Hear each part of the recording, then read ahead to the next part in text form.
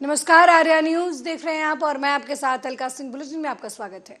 प्रयागराज ज्ञानव्यापी परिसर का एएसआई सर्वेक्षण का मामला मुस्लिम पक्ष की ओर से हाईकोर्ट में इसे लेकर अपील दाखिल की गई थी। 21 जुलाई के एएसआई सर्वे आदेश पर रोक की मांग, वाराणसी जिला जज के फैसले के खिलाफ दाखिल रिट पिटीशन पर सुनवाई आज होगी और जस्टिस जयंत बनर्जी इस मामले की सुनवाई करेंगे। मिली जानकारी के मुताबिक जिला जज के एएसआई सर्वे के खिलाफ रिट पिटीशन दाखिल की गई है। बता दें कि जिला जज ने ज्ञानव्यापी विवादित परिसर का एएसआई सर्वे का आदेश दिया था, जिसके खिलाफ मुस्लिम पक्ष ने सुप्रीम कोर्ट में याचिका दाखिल की थी। वहीं सुप्रीम कोर्ट ने सोमवार को सुनवाई करते हुए 26 जुलाई शाम 5 बजे तक एएसआई सर्वे पर रोक लगा दी थी।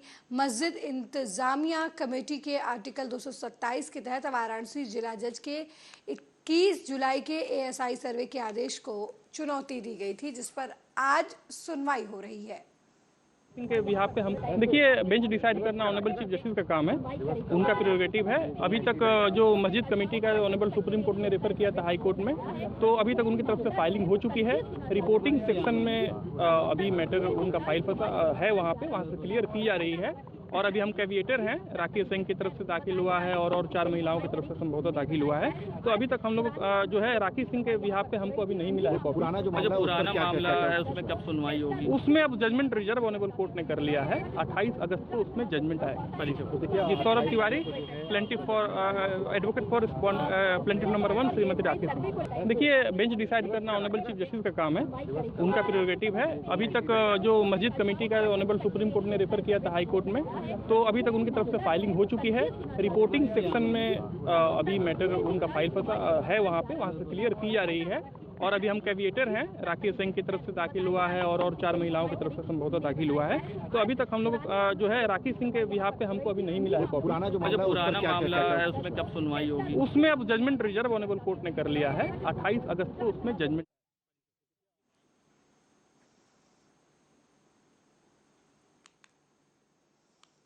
वहीं गोरखपुर कांग्रेस ने प्रदर्शन किया है और पीएम मोदी का पुतला फूंका है। आपको बता दें कि मणिपुर हिंसा के खिलाफ प्रदर्शन जो है कांग्रेस की तरफ से किया गया है, जिसमें मुख्यमंत्री योगी आदित्यनाथ के गृह जिले गोरखपुर में कांग्रेस जिला अध्यक्ष निर्मला पासवान की अगुवाई में मणिपुर की घटना के विरोध में प्रदर्शन किया गया और पीएम मोदी का पुतला फूंका गया।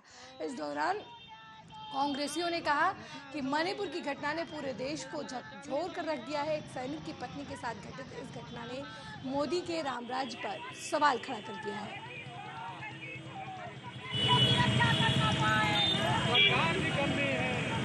एक दीदी और आया, एक महिला को मारा जा रहा है, मार करके उसे गोली मार दिया गया। ये क्या हो रहा है? नारियों का चीरहार हो रहा है। ये मान के चलिए, जहाँ नारी पूजी जाती है वहाँ सुख संपत्ति होता है, और जहाँ नारियों को प्रताड़ित किया जाता है, नग्न किया जाता है, वहाँ समझ जाइए विनाश, स्वयं विनाश है। मैं भारत की नारियों को भी कहूँगी इस माध्यम से कि उठो द्रौपदी, शस्त्र उठा लो, अब कोई गोविंद नहीं आएगा। अपनी लड़ाई स्वयं लड़िए। आप देख लीजिए, इस लड़ाई में मणिपुर में हमारे एकलौता हम लोग का आदरणीय प्रिय नेता राहुल गांधी मणिपुर की दशा और दिशा देखने गया, पीड़ित परिवार से मिलने गए, लेकिन उन्हें रोक दिया गया। एक दीदी और आया, एक महिला।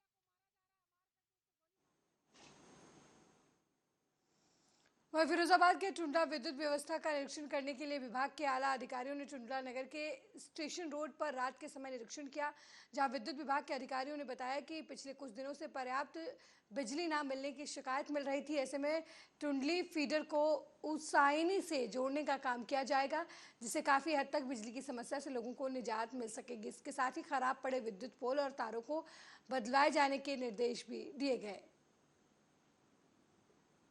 की जो बिजली व्यवस्था है थोड़ी सी डिस्टर्ब हो रही है कई दिन से, तो उसको मद्देनजर रखते हुए अधीक्षण अभियंता महोदय NP सिंह साहब ने और हमारे प्रशासकीय अभियंता मनोज कुमार शर्मा जी ने आज निरीक्षण किया है पूरी टीम को लेकर, और जहाँ जहाँ कमियाँ हैं उनको दूर करने के निर्देश दिए हैं। इस पर हम कार्य कर रहे हैं। की जो बिजली व्यवस्था है थोड़ी सी डिस्टर्ब हो रही है।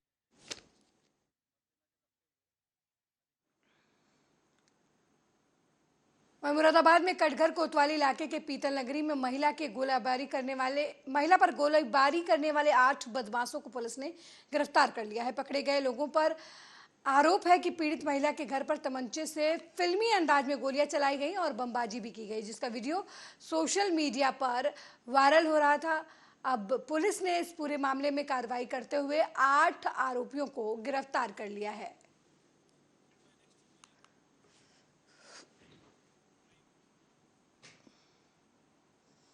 वहीं रायबरेली बिजली चोरी पकड़ी गई है। आपको बता दें कि ग्रामीणों ने इस दौरान हमला बोला है सरकारी अधिकारियों पर और उनके अभिलेखों को फाड़कर शासन के निर्देश पर देर रात बिजली चोरी पकड़ने गई टीम पर ग्रामीणों ने हमला बोल दिया।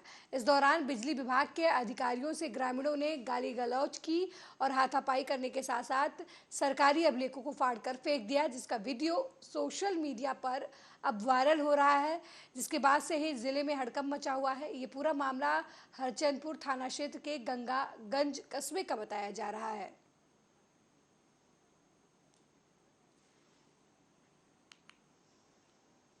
वहीं गोरखपुर में निषाद पार्टी ने स्वर्गीय फूलन देवी के शहादत दिवस के अवसर पर निषाद पार्टी के कार्यकारिणी अध्यक्ष डॉक्टर अमित निषाद ने फूलन देवी के चित्र पर माल्यार्पण कर उनकी पूजा की और उन्हें नमन किया। साथ ही कहा कि हमारे समाज में आयरन लेडी स्वर्गीय फूलन देवी के शहादत दिवस पर हम उनको नमन करते हैं और उनके आदर्शों पर चलकर समाज का नाम रोशन करेंगे और उनके बताए हुए रास्ते पर चलकर उनका छूटा हुआ काम भी पूरा करेंगे। अपने समाज के हर परिस्थितियों में ऊपर ले जाने का काम करेंगे ताकि आने वाले समय में किसी भी तरीके की किसी को कोई दिक्कत का सामना ना करना पड़े। इस दौरान उनके शहादत दिवस के मौके पर निषाद पार्टी के राष्ट्रीय अध्यक्ष और कैबिनेट मंत्री डॉक्टर संजय निषाद के बेटे और निषाद पार्टी के प्रदेश अध्यक्ष रविंद्रनाथ और पार्टी कार्यकर्ता अलग अलग जगहों से आए हुए थे। कांग्रेस की रही, सभी लोगों की रही और समाजवादी पार्टी की सांसद थी, लेकिन वो दर्जा उन्हें नहीं मिल पाया।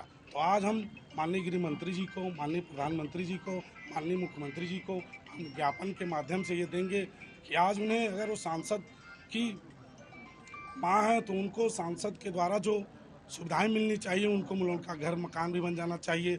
जो उनका गांव है, उनके गांव में आप जाएंगे तो कच्ची सड़कें हैं, सही रास्ता नहीं है, तो वो रास्ता कम से कम वो गांव एक आदर्श गांव बने, क्योंकि भाई वो मछुआरों की एक आइकान थी, हम लोगों की महिलाओं की और हम लोगों की वो प्रेरणा स्रोत थी।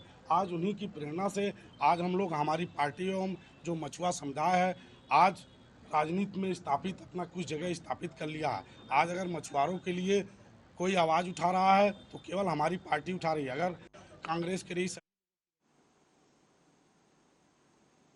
लखीमपुर खीरी फाइनेंस कंपनी के दबाव में एक युवक ने आत्महत्या कर लिया। आपको बता दें कि युवक ने मोटरसाइकिल फाइनेंस करवाई थी, लेकिन फाइनेंस कंपनी के लोग लगातार युवक को परेशान कर रहे थे। लखीमपुर खीरी के थाना हैदराबाद के युवक विनय गुप्ता ने टीवीएस फाइनेंस कंपनी के दबाव से आहत होकर आत्महत्या कर ली। युवक ने कुछ महीने पहले टीवीएस की एक मोटरसाइकिल फाइनेंस करवाई थी, किस्त भी चुका रहा था, लेकिन किसी कारणवश युवक की जॉब छूट गई और कुछ किस्त नहीं दे पाया, जिससे टीवीएस कंपनी के लोगों ने पीड़ित के घर जाकर वसूली की धमकी दी और गाली गलौज करते थे आए दिन, जिसकी वजह से पीड़ित की मां घर छोड़कर अपनी बेटी के यहाँ रहने लगी थी। लेकिन फाइनेंस कंपनी के कर्मचारी संदीप और मुकेश आए दिन घर पर उत्पात मचाते थे और पुलिस से पिटवाने की धमकी भी दिया करते थे, जिससे पीड़ित विनय गुप्ता काफी परेशान हो गया था और आहत होकर उसने फांसी लगाकर आत्महत्या कर ली।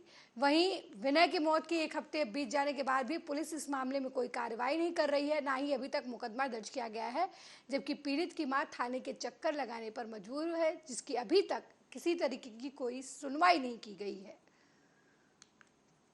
विनय गुप्ता की जो मृत्यु हुई है, ये पता चला कि फाइनेंस कंपनी द्वारा ज़्यादा प्रताड़ित करने का, जिसकी 2 किस्तें टूटी हुई थी, इतना प्रताड़ित किया कि उसे आत्महत्या के लिए मजबूर होना पड़ा।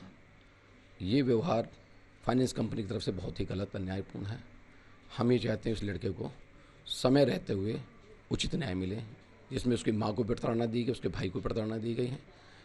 उचित समय को जानकर उसका उचित न्याय किया जाए, अतिशीघ्र न्याय किया जाए, ताकि उसके परिवार का कल्याण हो। वो गाड़ी वाले ध्रुव एजेंसी की टीवीएस गाड़ी लाए थे, इसीलिए वो वहाँ तंग करते थे, फ़ोन भी करते थे। 2 किस्तें केवल छूट गई थी, उसकी नौकरी छूट गई थी, इसीलिए वो किस्त नहीं दे पा रहा था, इसीलिए वो तंग बहुत करते थे। हमारे पास भी फ़ोन आते थे, इसीलिए हम बिटिया के वहाँ चले गए और रविवार को वो लोग आए तो वो जबरदस्ती उसको भी साथ ले गए और गाड़ी भी जबरदस्ती उठा ले गए। अब वहाँ पर क्या हुआ है क्या नहीं हुआ उसको हमें नहीं पता है, और उसने अगले दिन उसने फांसी लगा ली है। आप अपनी बिटिया के यहाँ क्यों गई थी? कि वो फ़ोन आ रहे थे, वो पुलिस की धमकी दे रहे थे, तुम्हारे बेटे को अंदर तुमको भी करा देंगे, तुम्हारे बेटे को भी अंदर करा देंगे। इसीलिए हम बिटिया के यहाँ थोड़े दिन के लिए चले गए रहने के लिए। तो इसी के चलते क्या बेटे ने आत्महत्या की? हाँ, इसीलिए की है। तो आपने पुलिस को सूचना दी है क्या? हाँ, दी है सूचना, लेकिन वहाँ कोई हमारी सुनवाई नहीं हो रही है। क्या बोल रही पुलिस है? पुलिस कुछ नहीं बता रही है, ना मेरे पीएम रिपोर्ट भी दे रहे थे थाने।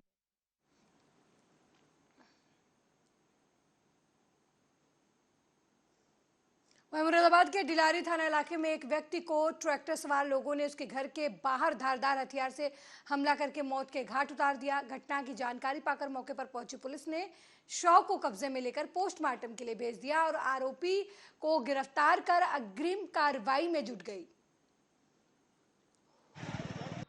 दिनांक 25 जुलाई 2023 को आज सुबह प्रातः करीब 6:30 बजे के करीब जो मृतक था साबिर पुत्र अमीर बख्श, वो अपने घर से 20 मीटर की दूरी पर दिलशाद नाम का व्यक्ति उसके घर के बाहर बैठे हुए थे। तो वहाँ से ही ट्रैक्टर पे मोहम्मद नबी पुत्र पीर बख्श वहाँ से गुजर रहा था। तो उनमें आपस में कहासुनी हुई। कहासुनी होने पर मोहम्मद नबी ने जो गन्ना काटते हैं गंडासे से उसके ऊपर वार किया मृतक पर, साबिर पर, और जिससे वह घायल हो गया। पुलिस को सूचना मिली, पुलिस उसको CSC डिलारी में लेके गई। और रायबरेली के डी थाना क्षेत्र में नाबालिग किशोरी से गैंगरेप का सनसनीखेज मामला सामने आया है, जहां गांव के किनारे खेत में शौच के लिए गई नाबालिग किशोरी से गांव के 3 युवकों ने बारी बारी से गैंगरेप किया। उसके बाद तीनों दरिंदरों ने गैंगरेप करने का अश्लील वीडियो बनाकर सोशल मीडिया पर वायरल भी कर दिया, जिसके बाद पीड़ित लड़की के भाई की तहरीर पर पुलिस ने गांव के कुछ लोगों के खिलाफ पॉक्सो एक्ट के तहत गंभीर धाराओं में मुकदमा दर्ज करने के बाद उन्हें गिरफ्तार कर न्यायिक अभिरक्षा में जेल भेज दिया।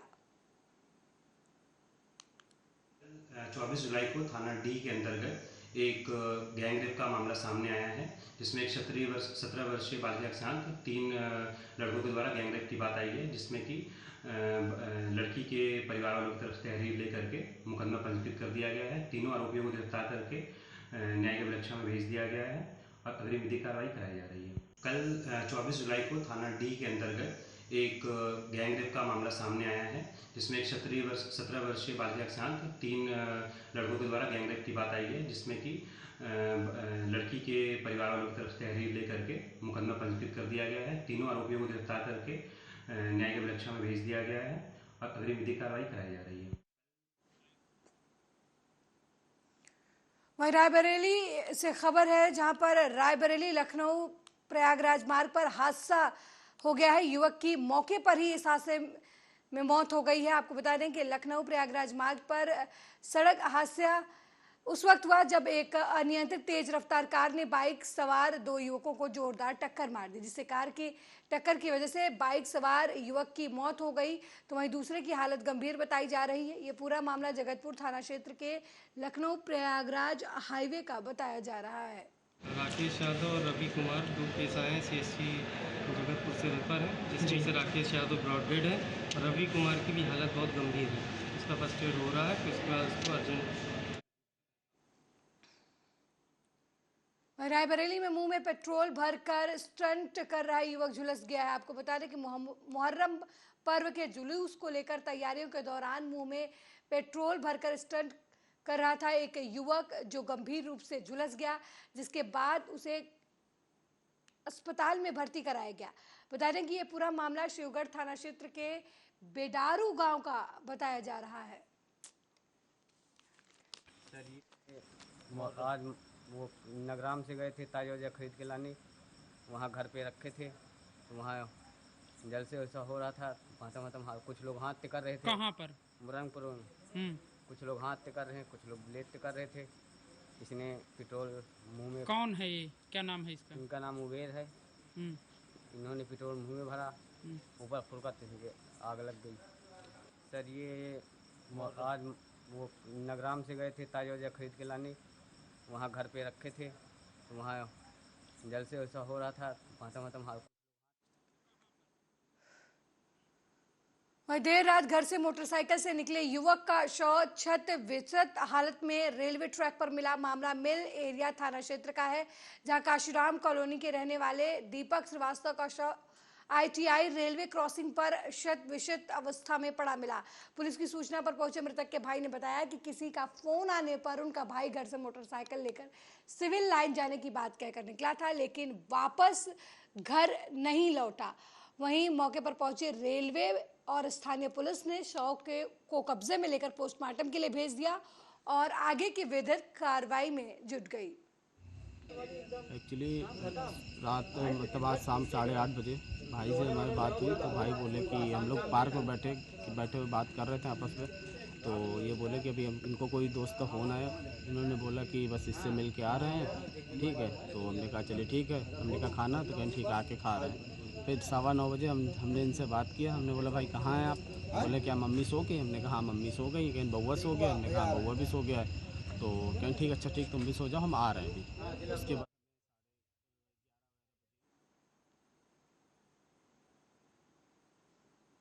वह बुलंदशहर पुलिस ने थाने की जमीन को कब्जा मुक्त कराया है और घुमंतू लोगों के कब्जे से थाने की जमीन को मुक्त कराया गया है पुलिस की तरफ से। इस दौरान घुमंतू प्रजाति की महिलाओं के साथ पुलिस की नोकझोंक भी हुई। हालांकि पुलिस की तरफ से जमीन को कब्जा मुक्त करा लिया गया। आपको बता दें कि ये कार्रवाई रोहिंग्या मुसलमानों की आशंका के तहत पुलिस की तरफ से की गई है।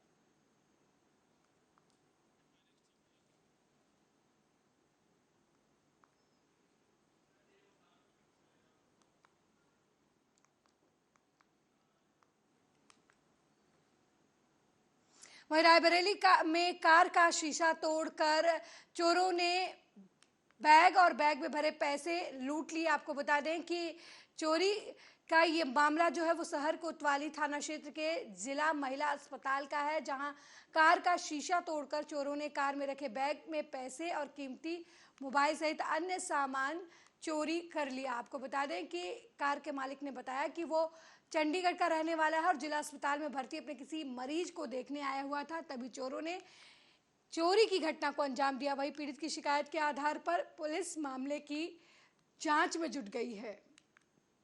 गाड़ी मैंने यहाँ पे खड़ी करी थी अभी आधे घंटे पहले लगभग, और मुझे इमरजेंसी में हॉस्पिटल जाना था। और जब मैं हॉस्पिटल गया और वहाँ से वापस आया हूँ तो मैंने देखा गाड़ी का पीछे वाला शीशा टूटा हुआ है और गाड़ी के पिछली सीट के ऊपर एक पर्स पड़ा था जिसमें मोबाइल और कुछ कैश था। और मुझे रायबरेली जैसे शहर में ये उम्मीद नहीं थी कि ऐसा यहाँ पे हो सकता है, और मैं आउटसाइड हूँ। अभी पुलिस को सूचना दिया है क्या? पुलिस को सूचना दी है, पुलिस आ गई है। पुलिस आगे क्या कार्रवाई करती है वो उन पर डिपेंड करती है। वहीं मामूली से विवाद का बदला लेने के लिए फिल्मी अंदाज में करीब आधा दर्जन दबंगों ने एक घर पर तमंचे से फायरिंग की और देसी बम से हमला कर दिया, जिसका वीडियो अब सोशल मीडिया पर काफी तेजी से वायरल हो रहा है। दरअसल पीड़िता के बेटे से 2 दिन पहले दबंगों का किसी बात को लेकर विवाद हो गया था। उसी का बदला लेने के लिए दबंगों ने घर पर हमला कर दिया, जिसका एक वीडियो सोशल मीडिया पर खूब वायरल हो रहा है। वहीं पुलिस ने इस पूरे मामले में फायरिंग और बम से हमला करने वाले 3 युवकों को गिरफ्तार कर लिया है। 2 युवकों की तलाश जारी है। पुलिस ने पकड़े गए आरोपियों के पास से तमंचा, देसी बम भी बरामद किया है। ये गोविंद नगर अंडरपास है, वहाँ के आसपास का एक वीडियो जिसमें कुछ 4-5 लड़के हैं वो फायरिंग करते हुए चेहरा बांध के दिखाई पड़ रहे हैं, जो हवा में किसी घर के सामने खड़े होकर फायरिंग कर रहे हैं। इस संबंध में जो घर की तरफ जिसका घर है वो उनकी ओर से एक तहरीर प्राप्त हुई हमको, जिसमें अभियोग पंजीकृत किया गया है। और इसमें 3 जो अभियुक्त हैं, हिमांशु, आर्यन और मन्नू, इनकी मौके से अभी तत्काल गिरफ्तारी की गई है और इनके कब्जे से 2 तमंचे और 4 जो देसी टाइप के बनाए हुए जो वहीं बुलंदशहर में पैसा मांगने को लेकर मैनेजर के साथ मारपीट हुई है और स्विमिंग पूल में नहाने के पैसे मांगने को लेकर ये मारपीट हुई है। बुलंदशहर से ये खबर है, आपको बता दें कि स्विमिंग पूल में नहाने के पैसे मांगने को लेकर मैनेजर के साथ कुछ लोगों ने मारपीट की। इस दौरान स्विमिंग पूल मैनेजर को लाठी डंडों से पीटते हुए कुछ गुंडे जो हैं वो देखे जा सकते हैं, लेकिन इस गुंडई के सामने अधिकांश लोग मूक दर्शक बने हैं। हालांकि इसका वीडियो अब सोशल मीडिया पर जमकर वायरल हो रहा है। वहीं इस वायरल सीसीटीवी फुटेज के आधार पर पुलिस कार्रवाई में जुट गई है।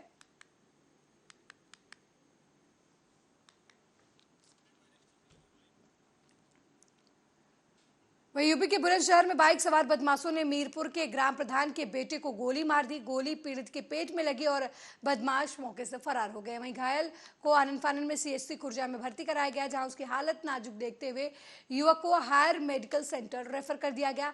फिलहाल पुलिस इस पूरे मामले की जाँच कर रही है। मैं खाना खा के अपने पीछे घर के पीछे टहलने के लिए गया था।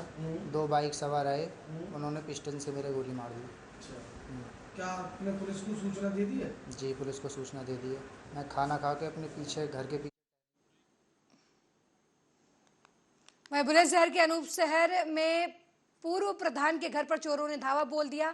चोरों ने सेफ का ताला तोड़कर 3 लाख रुपए की नकदी और आभूषण सहित 25 लाख रुपए का सामान चोरी कर लिया और मौके से फरार हो गए।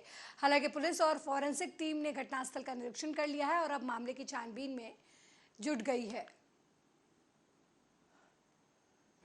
घटना हम रात को यहाँ सोए हुए थे, बेड पड़े हैं हमारे, और इधर ये किवानों से चोर आए करीब 25 लाख। उस वक्त आप कहाँ से? घर पे ही सो रहे थे। आपको कैसे मालूम पड़ा? सुबह जब जगे उसके बाद घटना देखी, जब के बाद खुली। वहीं बुलंदशहर के राम घाट में खेत से पानी निकालने का विरोध करने पर दबंगों ने किसान को पीट कर लहूलुहान कर दिया। इस दौरान गंभीर हालत में किसान को सीएचसी से जिला अस्पताल रेफर कर दिया गया।